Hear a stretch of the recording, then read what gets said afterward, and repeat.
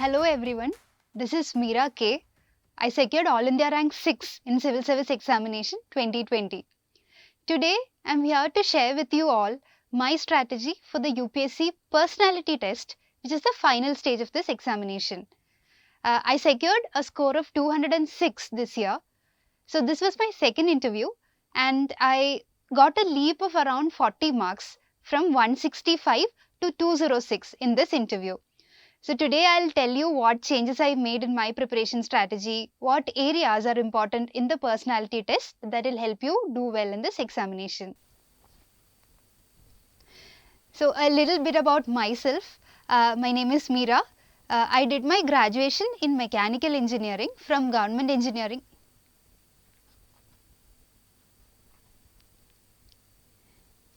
So a little bit about myself. My name is Meera and I did my graduation in mechanical engineering from Government Engineering College, Thrissur, that is in Kerala. My optional for this exam was sociology and my hobby it's quizzing and I really enjoy doing it. I've traveled throughout the country as part of quizzing events during my college days. So yeah, that's about me. Now let's go straight away to my personality test strategy. So here is an overview of the things that we'll be doing today. First is the personal experience about my interviews. I've given two interviews or two personality tests with the UPSC, one in 2019 and one in 2021. So I've given two personality tests with the UPSC Civil Service Examination.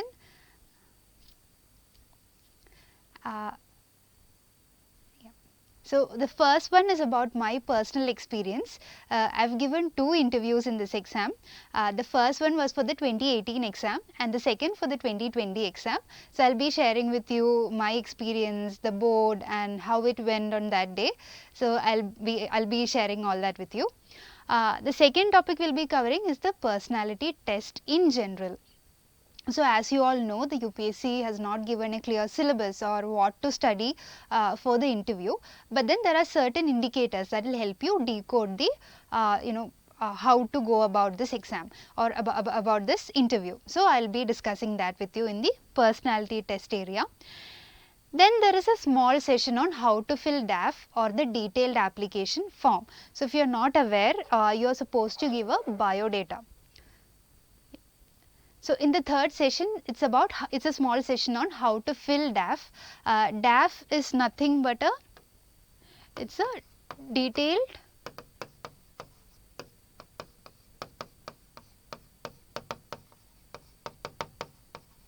application form, which is nothing but your biodata. It has everything that is there to know about you, from your name, your place of birth, to your schooling, your college, your optional subject, your work experience, your hobbies. Everything is covered in the DAF or detailed application form. So how to fill it and what to write in it, what not to give in it will be discussed in the how to fill DAF area. Then there is the preparing DAF. Preparing means how to study it, how to go about the DAF and how to understand each and every keyword that is there in the DAF, so that you can be a very self-aware person when you go for your personality test. The next session will deal with general interest. So general interest is a keyword that is given by UPSC in the notification itself regarding the personality test. So what they have said is that the candidates will be tested for their general interest in a lot of areas, including the current affairs and other matters of interest. So what is this general interest and how can you understand it or how can you go about it? So that will be covered in the general interest session. Then there is a session on practice. So again, any examination or for any kind of examination, you need content, you need the information, you need things that you have to say, and then there is the act of actually saying it out loud or speaking. So that is a skill that you require for the personality test, and how do you acquire that or what to do for it, that will be covered in the practice session. And then I'll also let you know certain things that you have to remember once you go for the personality test. So that will be the that is what we are going to do in this session.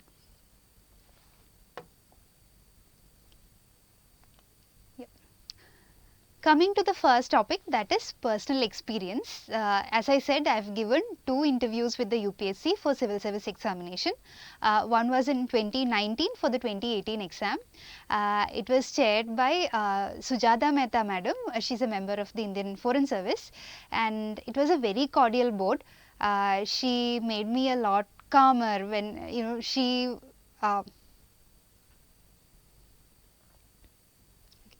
So coming to my first interview experience, it was in March 2019, and my board, it was chaired by Sujata Mehta ma'am. She is a member of the Indian Foreign Service.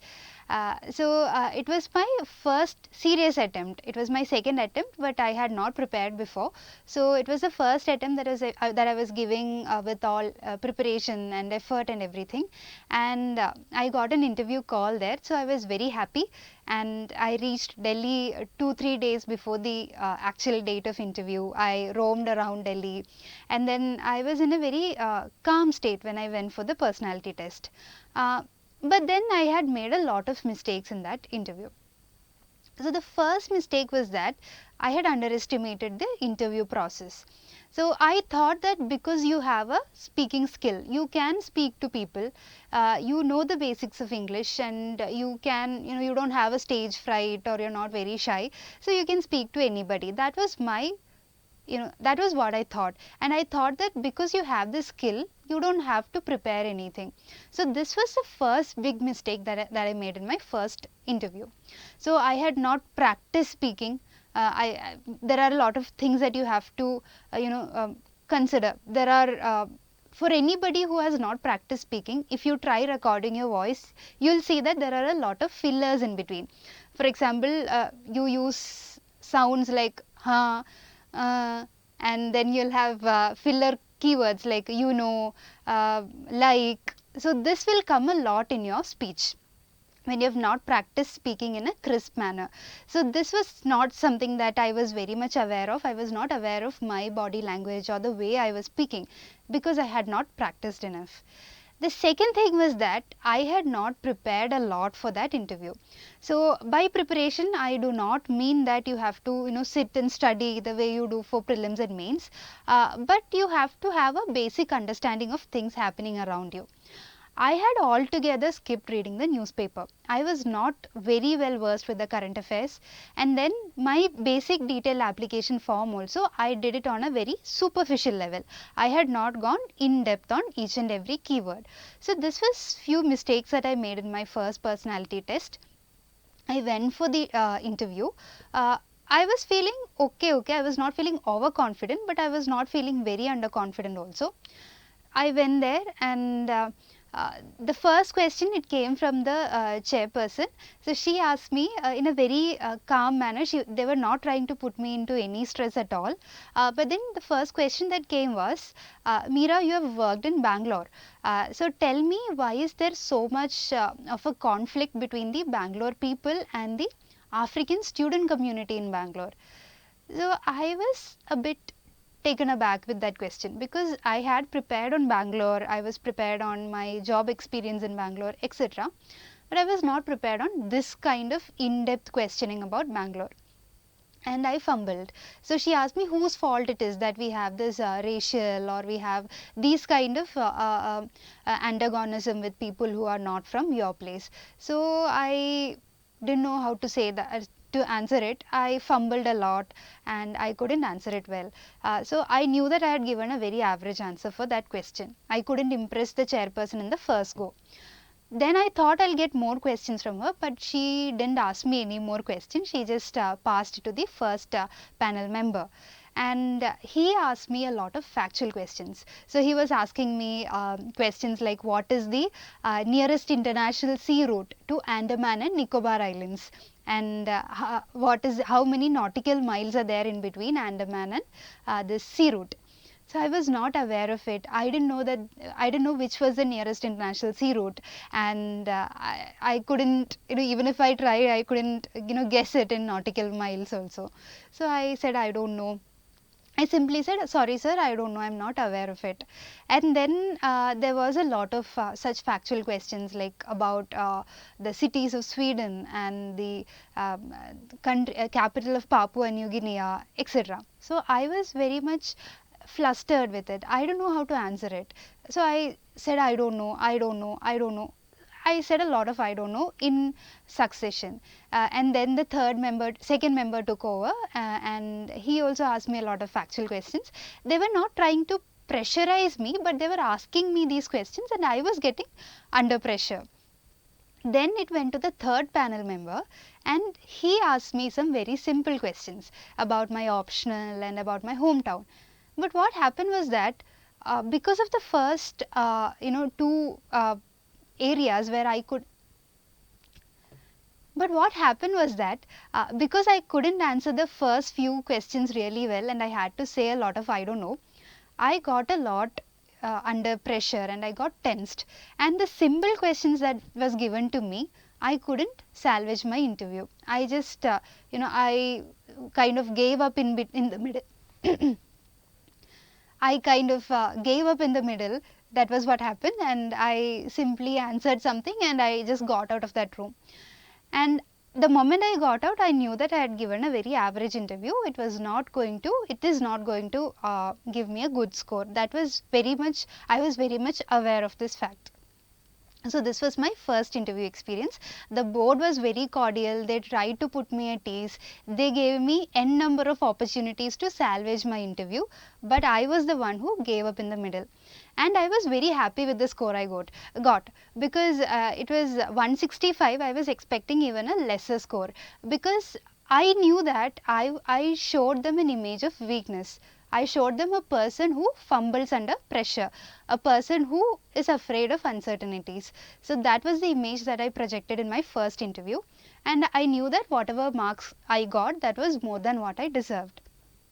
And then I was sure that if I get a chance to attend a UPSC interview ever again, I'll not repeat these same mistakes. One thing, I'll not take my things for granted, my DAF, my current affairs, etc. for granted. Second thing would be that if I don't know something or if the board is trying to put a bit of pressure on me, I'll not buckle under that pressure. So these were two things I had decided right after my first interview. And then I had to wait for 2 years to get an interview call again, and by that time I knew that it is a huge privilege to be inside that building. So when it's your first attempt, you do not appreciate it enough, right? So by my second attempt, I was very much aware that I've been given a second chance to prove myself, and I have to do it. So this time, the first thing I did was that I kept my DAF to a bare minimum. I just put in there whatever I could prepare well. So that was the only thing I did. Then came the preparation. So I took every keyword that I wrote in my DAF and I had prepared extensively on it. How to do that, I'll discuss in the next session. And then for my current affairs also, I had done well. And then I went for the interview. It was Dr. Manoj Soni sir's board this time. And again, it was a very cordial board. They put you at ease. But because of this corona restrictions, you had to put on a face mask and everything. So it kinds of puts you in an anxiety. But then I was I was telling myself that you should not repeat the same mistakes that you did in last interview. And then this time, unlike my first interview, most of the questions that I got was opinion based. So they asked me questions ranging from coronavirus management in Kerala to questions like women entry in NDA and farm mechanization, and some personal questions like what is success or what is failure for you as a person. And then it went really well, and by the time I got out of that room, I knew that I had given a good shot, that I have answered everything and I've answered it well, and that I have not fumbled anywhere, and I did it to the best of my abilities. So this was very sure in my mind. Again, it got reflected in the interview score this time, luckily. So yeah, this was my second interview experience. Now, coming to the decoding of personality test, this is actually very important. UPSC doesn't give a clear syllabus. There is no history, geography, polity to be studied for the personality test. And UPSC do not call it the interview, but they call it the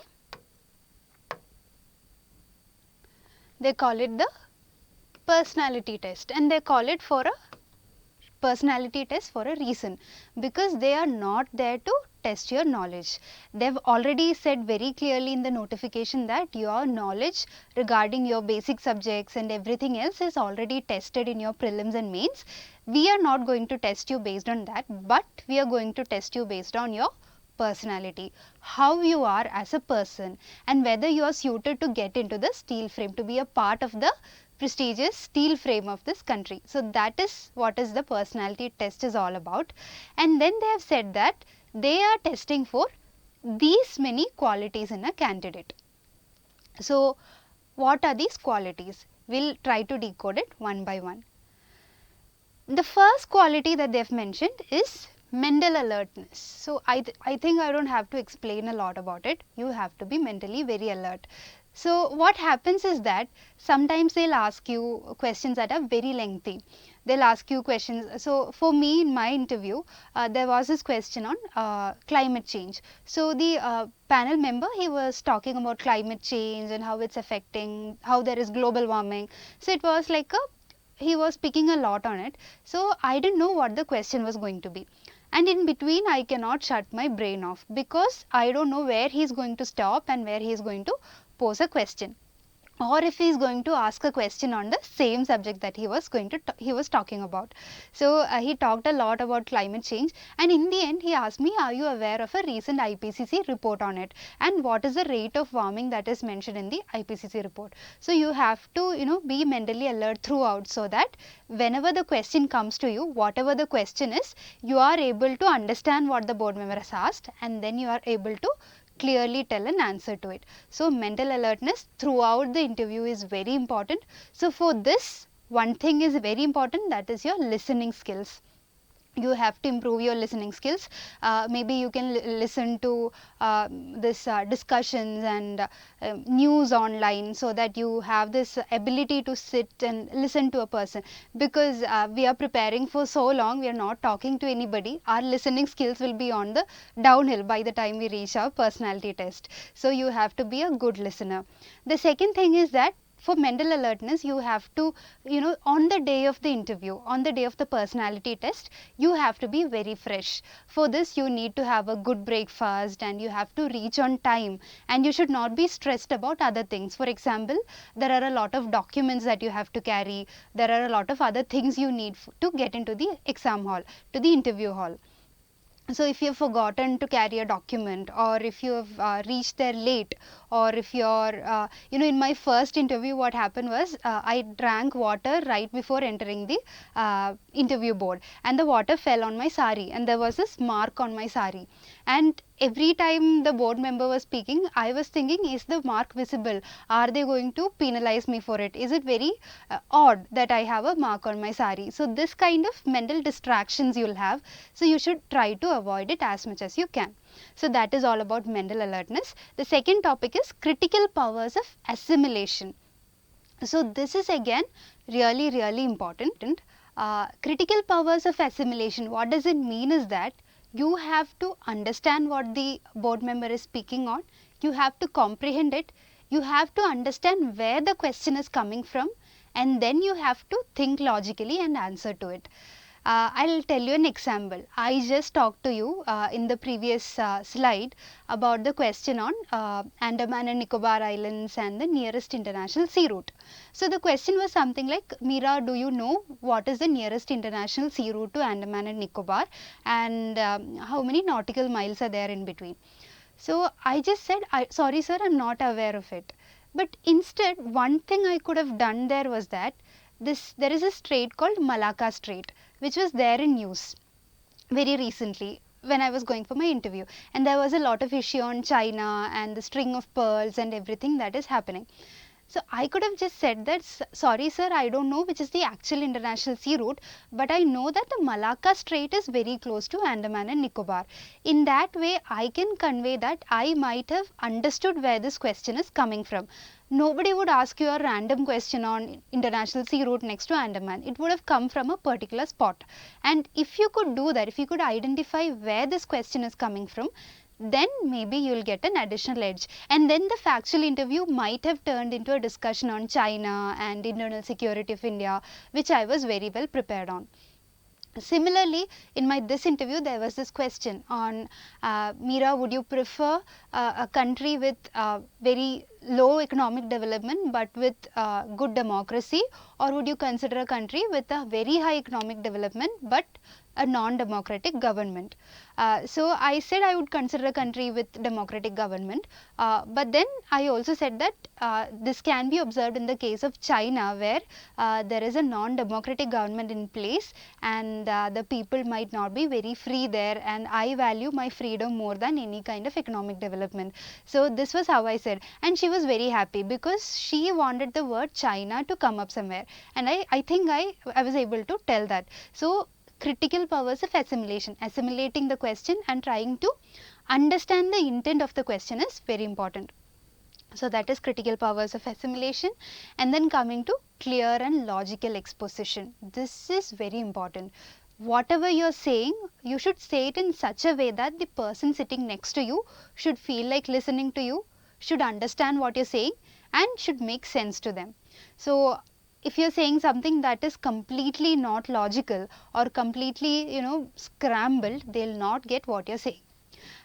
So for example, if you have seen the movie Three Idiots, there is a scene where the professor asks the students what is a machine, and this character Chatur, he answers that a machine is some bodies interconnected in such a way that their relative motions are restricted, and thereby we can transfer motion and force through it.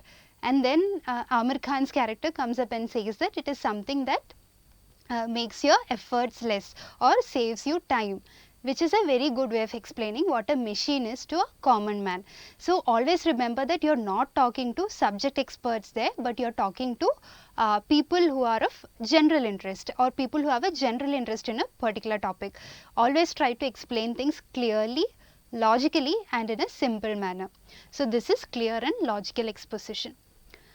Then comes the fourth quality, which I think is one of the most important area of UPSC personality test, that is the balance of judgment. You should show that you are not a very polarized person, you are not an extremist, and you have the qualities that even if you don't understand something or even if you don't believe in something, you can understand the other side. So this I'll tell you an example. For example, I come from Kerala. So if they are asking me some question, is Hindi the national language of India?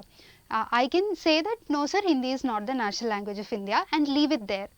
Or I can say that no sir, Hindi is not the national language, but it is one of the official languages of India. So there I am showing that I am not a person who is against Hindi. I am just saying that it is not the national language, but it is one of the official languages, and hence it is very important in India. So here I am showing a balance of judgment. Similarly, if you are a male candidate, they might ask you something about women empowerment, or if you are from a particular religion or caste, they might ask you questions regarding the other castes or other religions, and then you have to take a very neutral, balanced, a very politically correct stand there. So general candidates might get questions on reservation, and then if you straight away oppose reservation, you are not seen as a person who has a balance of judgment. So you should always find ways to balance out your judgment with strong arguments. This doesn't mean that you should not put your opinion across also, but you should put it across in a way that you have a clear and logical exposition. Okay, so that is balance of judgment.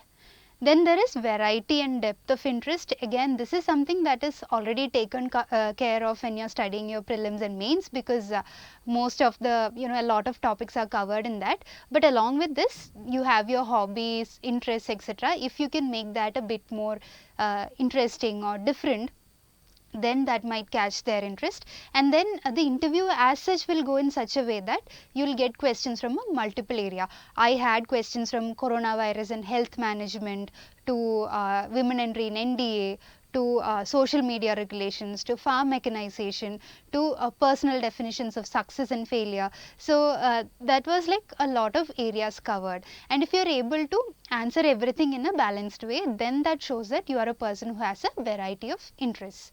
So that is something you have to project in the personality test. Then there is this ability for social cohesion and leadership. This is again somewhere connected to balance of judgment. So you should show that you are a person who understand people who are not like you. So I am a woman, I am coming from Kerala, I belong to a particular caste, I belong to a particular religion, but ultimately that doesn't matter, because I must be a person who should be able to understand the points of view of people who are not like me, and I should be able to bring them together, and I should be able to lead them in such a way that they are together as a nation. So this kind of quality you have to project. For this, if say if you're coming from a city and they're asking you questions on what is the biggest issue in your city, and if you say it's the traffic there in my city, or that we do not have a shopping mall in our city, that shows that you're not a person who understands the society well. But instead, if you say that your society has issues of safety for women, or there are poverty is still there, or there is some other basic infrastructural deficiencies in your city, that you can say, that shows that you're a person who has a ability of social cohesion and leading the society for things that actually matter. Then there is the final thing, that is intellectual and moral integrity. This is something again very important. You should not contradict yourself in the interview. So the first question that you have might be about something and you might not remember it again, and then it goes around the first panel, second, third, fourth member will ask, and then finally at last the chairman or some other member might ask you some other question for which you might have to give a contradictory answer to the answer that you gave in the first place. So this should not happen. So for this not to happen, first thing, you should not bluff in the interview. So if you are a person who doesn't absolutely believe in something, but just to look good you say that yes sir, I believe in this, and then at some point they catches you, it doesn't look very good. So you should not bluff in an interview. Second thing, the first thing, mental alertness. You should be alert. You should know where the questions are coming from and where there are certain areas that where you could contradict yourself and you can actually escape out of it by taking a good balanced judgment. So this is the intellectual and moral integrity part. Yeah, so I think you are clear on the qualities that are being tested in the personality test. So if you're liking this session, you can find this session for free in the Unacademy website. You can use my code Meera6 to enter into the class. And similarly, you have a lot of good educators in Unacademy. So if you're preparing for this, you can always make use of these lectures and try to crack it. Yeah. Now coming to preparing the DAF. So the DAF has a lot of areas. We discussed that in detail before. Now coming to detailed preparation of the detailed application form, the first thing is about the personal details. Yeah. So coming to preparing the detailed application form, there are a lot of areas which you have to look into. I am just picking up the major areas and then letting you know how to prepare it. So coming to the first area, that is your personal details. So here you have two aspects which you have to see. One is your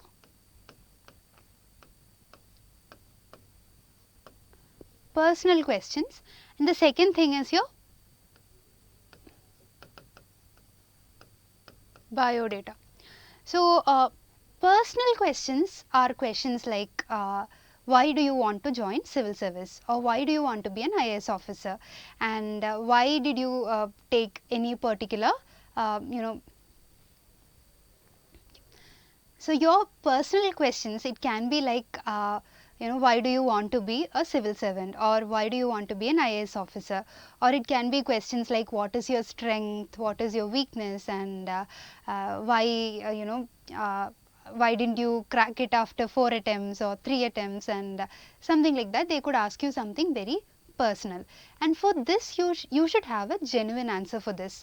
So for why civil services, there are a lot of good points like diversity of the service, and the opportunities that it provides us, and how it can be used to serve the society in a positive manner. So these are things that everybody says. So I'm not saying that you have to say something that is not your reason just for the sake of sounding different, but you have to give your answer from a place of conviction. You should know that you are saying this and this is exactly why you want to do this. So for example, if they tell you that if you say that, sir, I want to serve the society in a positive manner, they might ask you, but you are an engineer or you are a doctor and you could serve the society by being that too, so why not that and why this? So for all this you could answer well only if your answer came from a place of conviction. So such personal questions, nobody can help you, only you can find it within yourself. Try to introspect more and try to find answers to all these questions, what your strengths are, what your weaknesses are, and you don't have to project yourself to be someone you're not. You can be a bit honest there, but you don't have to be too honest also. Try to take a balanced view. Next is your biodata, that is the details about you, your name, your parents, their work, and what where you have studied, your schooling, your college, the subjects you have taken in school, and your place where you're coming from. So things like this comes in the biodata. So that also you have to prepare well. For example, I'll tell you an example.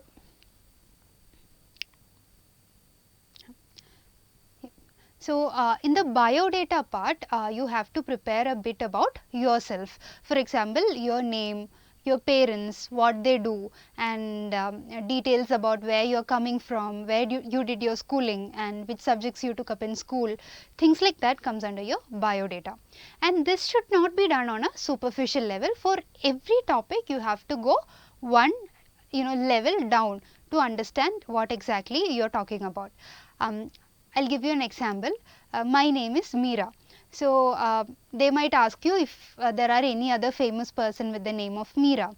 So I can always say Meera Bai, who is a very famous historic figure. Or I can say there is, or they might ask me a question like, are you aware of who Miss Mirabai Chanu is? And because my interview was during the time of the Olympics, I was expecting that question. So there is from my name I got into Mirabai Chanu. So they might ask me why athletes from Northeast are doing so well in sports, and why is it not being emulated in other parts of the country, or are there any models in Northeast that can be that you find is contributing towards the success in sports from that area. Or I might get questions like what is weightlifting, and how much kilos she lifted, and who did you watch the the event online. Or I might get questions like what is weightlifting, and did you watch the event live. So I can get questions like this, and I'm supposed to watch an event by Mirabai Chanu because I am a person who shares name with her, and she was achieving such a remarkable feat for the country in the Olympics. So as a patriotic Indian, and as a person who should show an interest in a lot of areas, I was supposed to watch that match. So I just went and saw the highlights of the match, and I try to understand what is there. So this is being thorough on your personal details. I didn't have to go to that extent, but then I was prepared for it. Similarly for Mirabai, I went and studied the history, the myth associated, the bhakti movement in detail, and then how bhakti movement came to the south of India, whether any other bhakti poets in Kerala.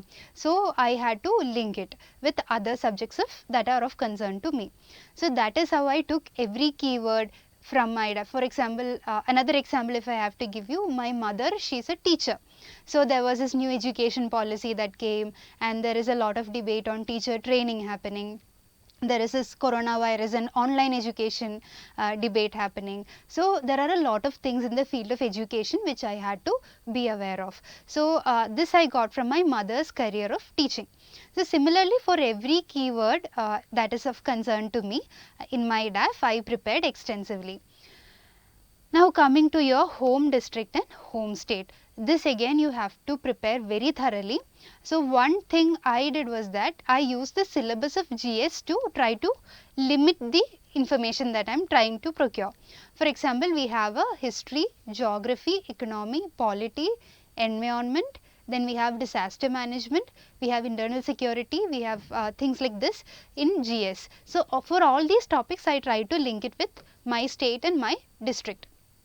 For example, the economy of Kerala. So there is this issue of Gulf returnees and the corona pandemic and how it impacted the economy in Kerala, how it is a service sector based economy, and is the Kerala model sustainable. So that is about the economy part. Similarly, what is the history of Kerala, what is the geography of Kerala, and that of my home district, which is Thrissur.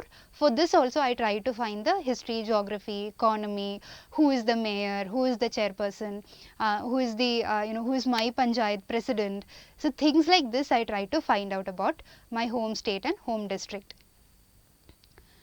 Now another thing is that you should not sound very parochial when you are speaking. So when there is a question like okay, in Kerala there is a lot of service sector based economy.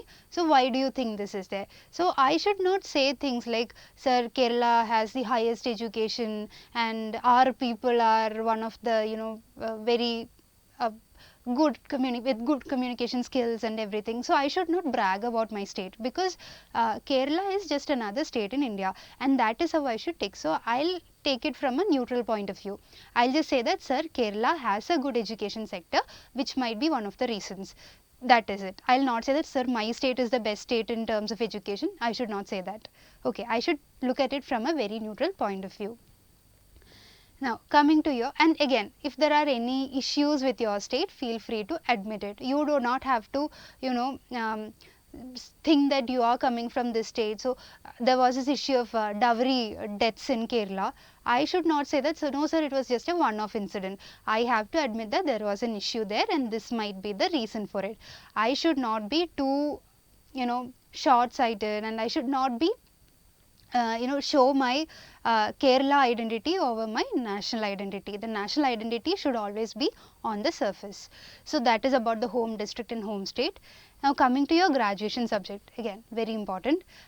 You are supposed to go back and brush up on your basic graduation subject. So I did mechanical engineering, and here you have to see three major areas. One is the subject as such. The other is the current affairs associated with it, and third is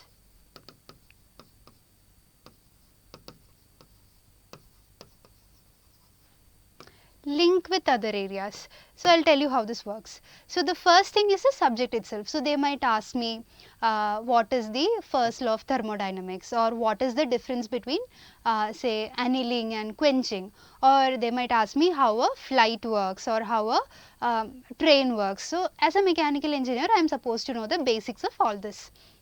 So that is about your subject. And then there is the current affairs part. So we have a the government is trying to introduce electric vehicles, and so what is the difference between the traditional IC engine and the electric battery fueled vehicles, or there is a new biofuel policy coming up. So what is biofuel policy, what are Bharat standards, and what is the difference between BS4 and BS6. So as a mechanical engineer, I am supposed to know all this. So that might come as a question. And then finally there is this last one, that is link with other areas. That is, they might ask me, as a mechanical engineer, how can you contribute towards the services? How can you use your mechanical engineering knowledge for as an Indian Administrative Service officer? Or they can ask me, as a mechanical engineer, how do you try to improve the infrastructure of your home district? Or they might ask me, So you have your optional as sociology, and why not mechanical engineering.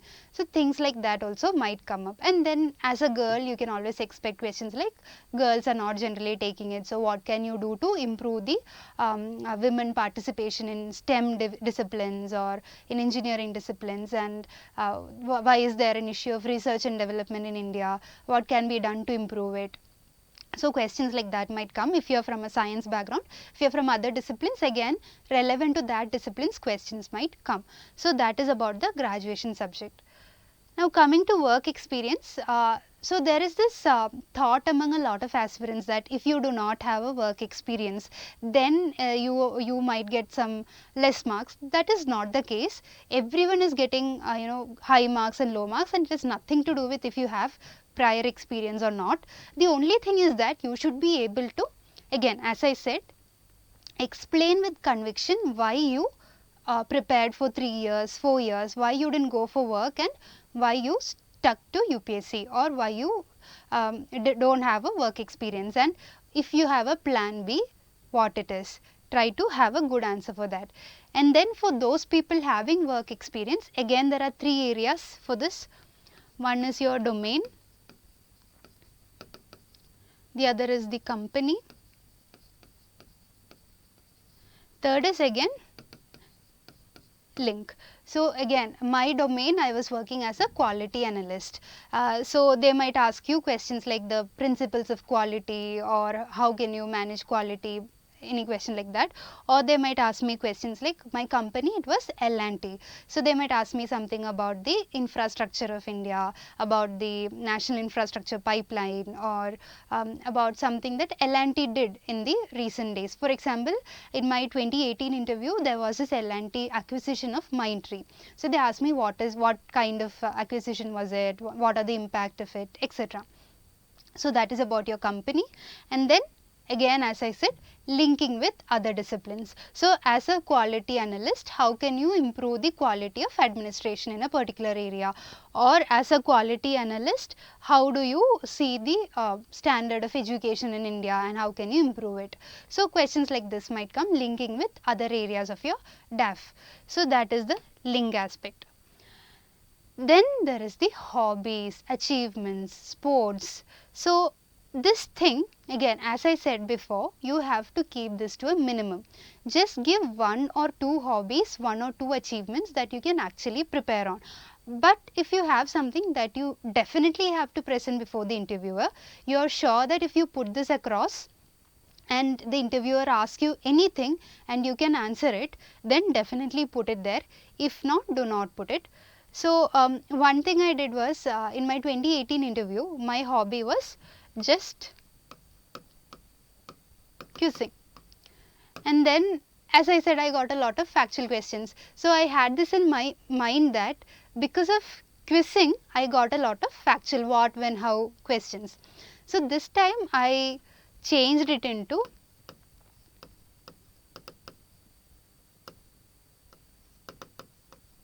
organizing quizzes. So I am just telling them that I am not very much into quizzing, but I am more into organizing quizzing events, so that I can also show my capabilities as a leader and as an organizer also.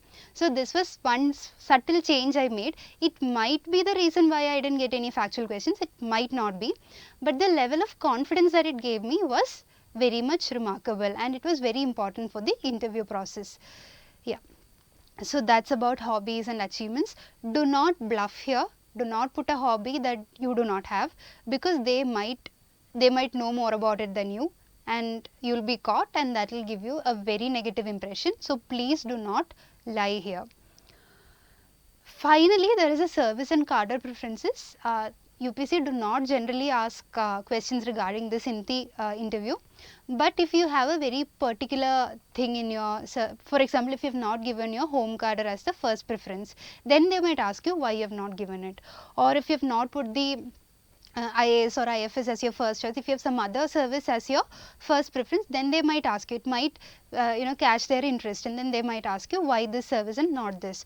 Or in my case, I had not given foreign service as an option, so they could have asked me why not, why didn't you put foreign service in your service preferences. So that is again, but generally questions do not come from here, but even if it comes, it is something that you can deal with. You are not judged on the basis of this. Okay. So there are certain people who feel that they have to give all the services in a particular order, because otherwise they might, you know, they might judge you on the basis of that. So if you do not want a particular service, you can leave it. They are not going to judge you on that. It's just that you should have a logical answer to why you're not putting it. That's all. Yep. So that's all about preparing DAF. Now coming to general interest. So again, as I said, there is this keyword given by UPSC that the aspirants are supposed to have a general interest in the matters surrounding them. So what is general interest? One is current affairs, second is other matters of interest. So I know this is a very vast area and there are a lot of things to cover here, but then one important thing that you should not forget is that as and when your mains is done, do start reading your newspaper from an interview perspective. So please do not stop reading newspapers right after the interview, after the mains process. Continue reading your newspaper till your interview, till the day of your interview. So my interview, it was in the morning session, so I woke up a bit early. At 6 o'clock I woke up just to read the day's newspaper. And similarly, when you go to UPSC, there also you'll get newspapers, you'll get Hindu, Indian Express, Times of India, everything is there. So you can pick your paper and you can read it there. Because they, and for me it worked also, because there was this question on national monetization pipeline for me, which was in news that day. And that was when I actually prepared on it, because in the morning I saw this thing and I went back and read on it. And the actual question was asked in the interview also. So current affairs is very important, for especially those matters in current affairs that is pertaining to areas that are relevant to you. As I said before, my name is Meera. So Meera Bhai Chanu ma'am is very important in terms of my current affairs preparation. Similarly, my mother is a teacher, so this new education policy automatically becomes important for me. Similarly, my optional is sociology. So any social issues, the dowry deaths in Kerala and the social issues because of corona pandemic or any other issue that is there in news, that will automatically become important for me.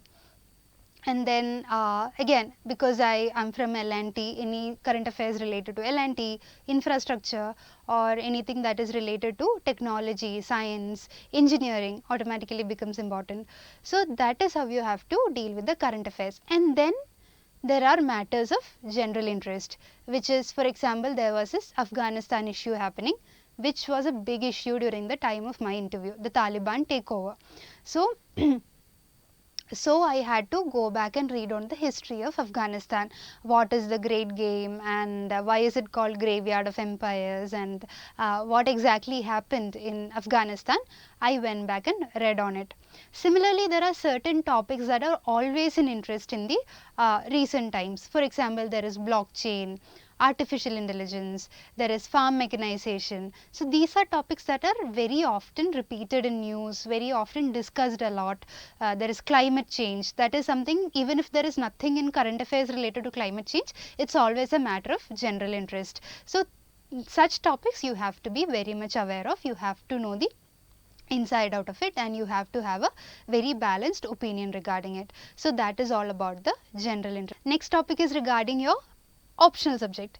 Again, as I said, you have to prepare it really well. It's very important, especially if your optional subject is not something that is that's not your graduation subject. Then you have to have answers to why this instead of your graduation subject, and why didn't you pick your graduation subject, something like that.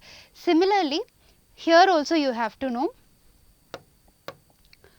3 areas. One is the subject,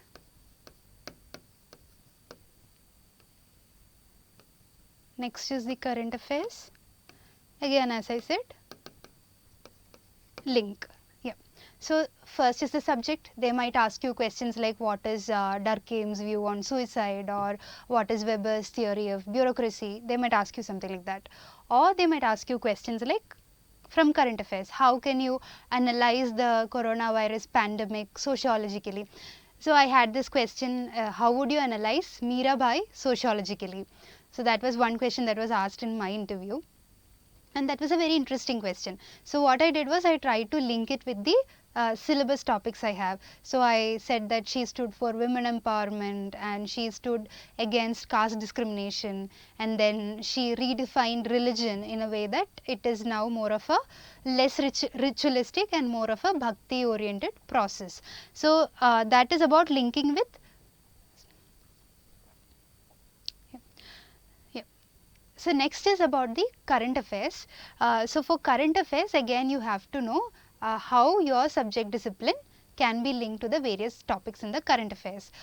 For example, they might ask you, if my option was sociology, so I might get a question like the corona pandemic, do a sociological analysis of the pandemic or the migrant crisis, or they might ask you, why do we still have poverty in India, or what are the issues faced by women or people of a particular minority, religion or caste, etc. So all these are socially relevant issues that can be linked to my optional subject.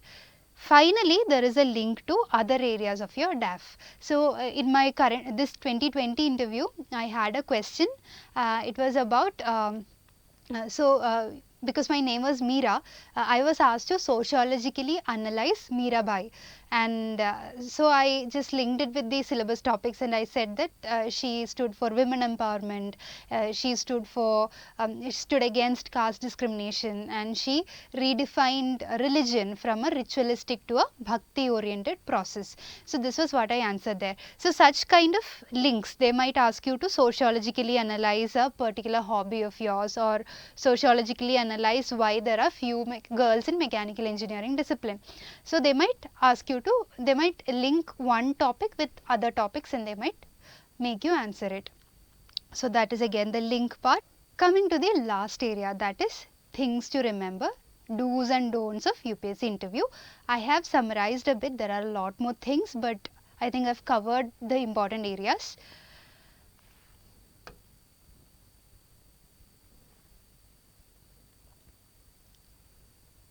Yeah. So I think I've covered almost all the important areas here. Now if you have any questions regarding this, you can always so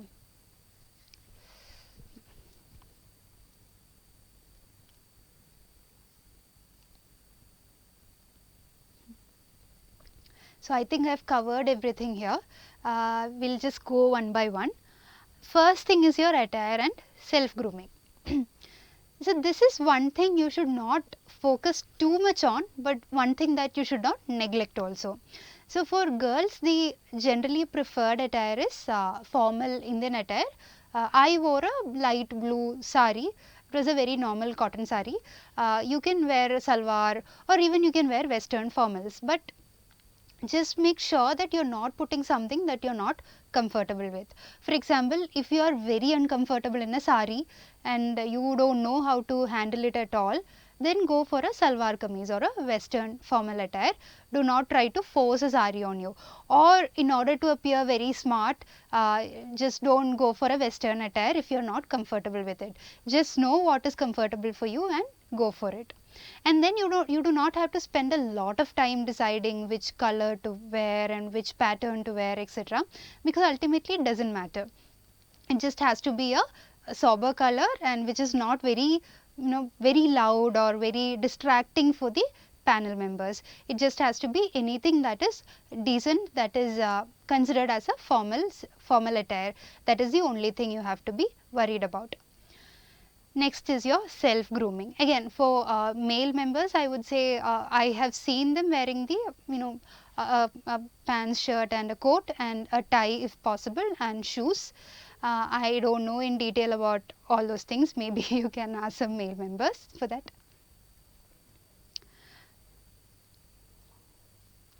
So for the male candidates, I've seen them wearing this normal, pants, shirt and coat and a tie if possible, and shoes. Blue or black is the preferred color of the suit. And yeah, that's all I know about the male attire. Maybe you can ask some male candidate about it. I'm sorry about it. Now coming to the self grooming part, again you do not have to be, you don't have to go for a very sophisticated appearance and all that. You just have to be well groomed. Your hair has to be tidy, your shoe has to be polished, and if you need a haircut you can go for it. So basic self grooming, a clean appearance, that is all that is required. You do not have to think a lot about it. That is about attire and self grooming. Coming to body language and communication, this is very important. As I mentioned earlier, you can stand and practice in front of a mirror. You can reduce your hand gestures, etc., and you can use certain techniques for it. So one technique that I was told by a mentor of mine was that try to reduce your hand movements to the table level. So there is this board table, so try to use your hand only in that level, don't try to raise it above the table. So if you have a frame of reference like that, then it's very easy to control your hand gestures or your body gestures. But then if you are a person who cannot control it at all, and if you try to control it, the quality of your answers will start reducing. Do not try to control it, leave it, because you're not going to be judged a lot based on that. This is something again very important, that is the discussion on board members. So I've seen a lot of people calling in some particular chairpersons as low scoring or high scoring, some boards as pressure boards and some boards as easy boards. There is nothing like that. So whatever impressions that we have, it's coming from a very narrow place of bias. We do not have the pan India perspective. So there is this Telegram group where I saw a chart, pie chart being prepared on the top marks and marks being given, the range of marks being given by the different board members. And what I realized was that all the board members are giving marks in all the areas. Everyone is giving 200 plus, and everyone is giving that 120, 110 score, and everyone is giving an average score also. So I think I've covered everything here. We'll just go one by one. First thing is your attire and self grooming.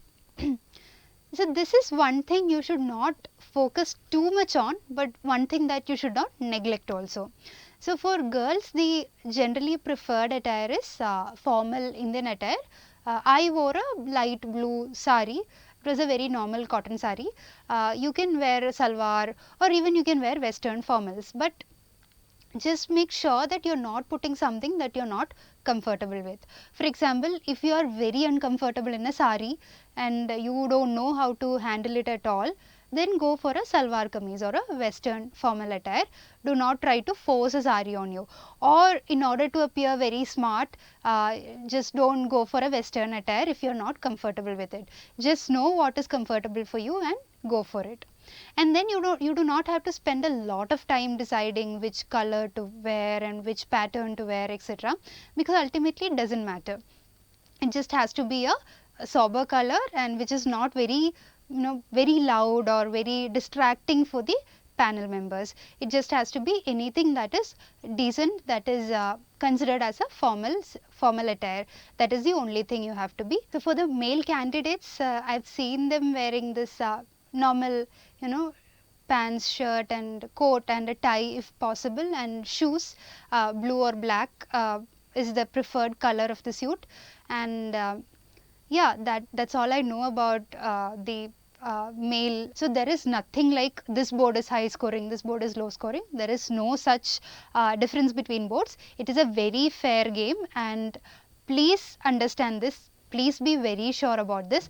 Otherwise, if you have certain preconceived notions about particular boards, when you go for it, you might be out of your, you might not be very comfortable with that board, and then that might affect your actual interview performance, which might confirm your convictions. So please do not do that.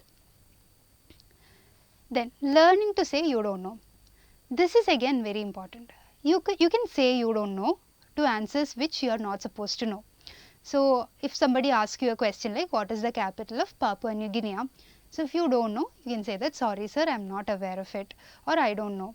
But then if they ask you what is the name of your panchayat or what is the which ward you are in, and you say you don't know, that makes a very negative impression.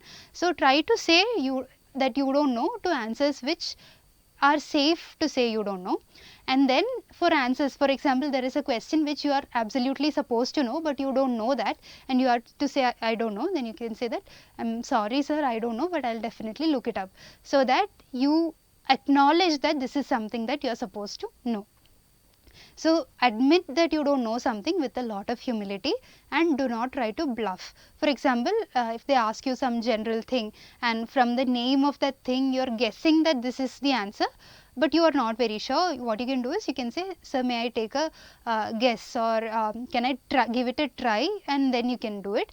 But don't be bluff very confidently, because they might catch you. That is about learning to say no. And then the final thing is fretting on pointless things. This is very important regarding the personality test. So I've seen people asking which order to wish the panel members in, where should I keep my hand on my lap or on the chair, or should I wear a blue or a black, or I forgot to say thank you to one person in the middle, is that going to cost me, or something else. Just don't worry about it, because in personality test, again, it's the overall impression that matters. They are not going to cut you marks because you said that the something was supposed to be at 16%, you just said 15%. Now you are bothering that, oh, it was 16%, but I said 15%. Is that going to cost me? That is not going to cost you. You just said that, you leave it there. Whatever is done is done. You have, unlike your prelims or mains, in interview, till the last minute, till the final question, you have a chance of salvaging the interview. Just one good answer, one fair impression, and that is enough to give you a good score. So please do not fret over useless things or pointless things. Just give the interview confidently, and always stay humble in the process. Respect the board members. Talk to them with all the respect that you have, but do try to engage with them, and do try to connect with them. Smile wherever you can, but do not smile wherever you are not supposed to. For example, they are asking you about the migrant crisis and the corona pandemic, and you're answering with a very wide smile on your face. That shows that you are a person who doesn't understand what they're speaking about. But if they're asking you something about your hobby or about your interests, and then you can have a good smile on your face. So this is exactly knowing where to smile, where to say what. That kind of common sense is required in the interview. So that is all I have to say about the personality test. Again, if you have a good personality, you will definitely shine through the interview. You just need a little bit of grooming here and there, for which I hope this session has helped you. Thanks a lot for listening. Thank you so much.